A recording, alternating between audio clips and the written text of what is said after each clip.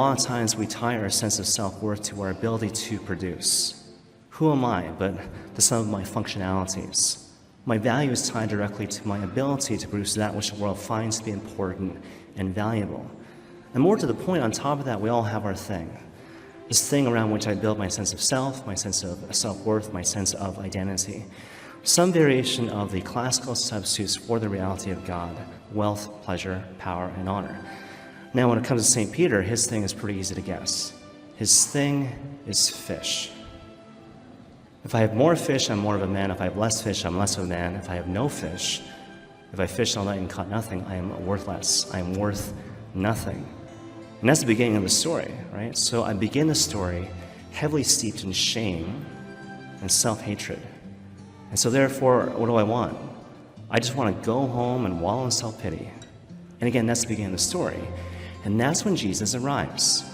It's the Gospel of Luke chapter 5, but still, his fame has spread. So people want to be with him, they want to linger in his presence and listen to his word. And basically, they're pressing in on him. So his plan, he wants to get into a boat, push that boat away from the shore, and create some distance between him and the crowd, but also to create better sight lines. And the boat that he gets into, of course, is Peter's boat. Now again, Peter, he just wants to go home, right? So he's thinking to himself, kill me now. And he wants to tell Jesus, you know what, get lost. But he doesn't. I remember once going over this passage with kids in the schools. And one particular class, I asked them this thing. Okay, so in this moment in the gospel, Jesus is in Peter's boat without permission. Peter wants to tell him to get lost, drop dead, take your pick.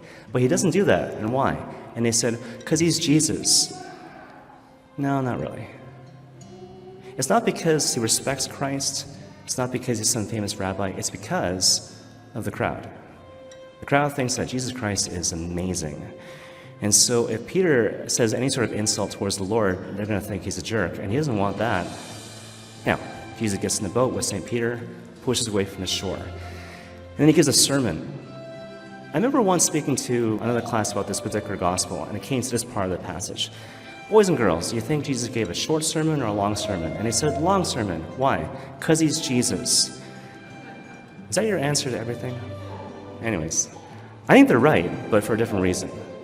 I think he gives a long sermon because he wants to give the crowd their money's worth. They didn't pay anything, but they came a long way. So as a result, Jesus wants to teach them many things. He gives a long sermon. I don't know if you ever sat through a long sermon before, but it can be challenging, right? So here's Christ. He's giving a long sermon. Peter, he begins a story fatigued. He's annoyed because this guy gets into his boat without permission. Now I'm sitting through a long sermon. At the end, surely this guy's going to let me go. But instead, the Lord says, let's go fishing. Now, in Peter's mind, he's thinking, before I wanted to kill me, now I want to kill you. But of course, okay, sure, let's go fishing because of the crowd, right? We all know what happens next, right? So they catch so much fish, Peter is just completely overwhelmed. He falls at Jesus' knees. Depart from me, Lord, for I am a sinful man. And the Lord, of course, says, do not be afraid. From now on, you'll be fishers of men. And so they leave their nets. They walk away from all that fish to follow the Lord in search of, I know not what.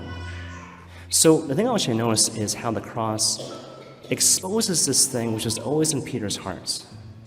Again, at the very beginning of the story, Peter, he's heavily steeped in shame and self-hatred, self-pity. I just want to go home and, I don't know, drink beer and eat chips. And this is when Jesus Christ comes. It speaks to the fact that a lot of times we're heavily steeped in fear. We all have wounds, opportunities for us to grow and change and transform to more fully become the person that we're meant to be.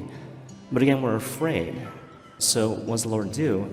He allows the cross to enter into our lives to force us to look at these wounded places in our hearts. Because, of course, a really important prerequisite to healing, you need to know what's in need of healing. You need to be aware of the wounded places in your heart, the wounded places in your soul. So the cross serves a certain diagnostic function, if you will. But the cross also brings healing.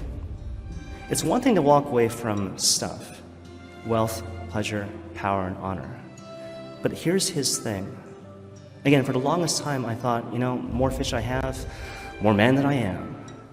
And now here's this huge amount of fish, and I walk away from it to follow Christ, how did this deep transformation take place in the heart of St. Peter? It wasn't because he read a book.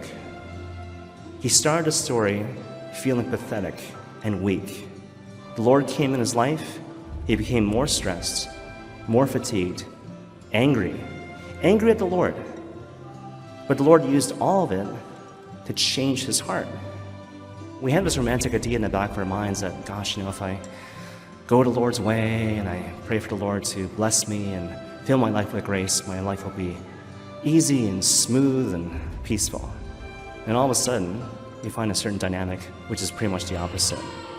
If you don't know this story, you might be inclined to think, well, gosh, where's the Lord in all this? Is the Lord real? Is his love true? But if you do know this story, you might realize, well, no, God is leading me on the same path that he led St. Peter. So even though it might be painful, even though I might have no idea what the heck is going on, the Lord is always up to something. And that something is always good and amazing and beautiful.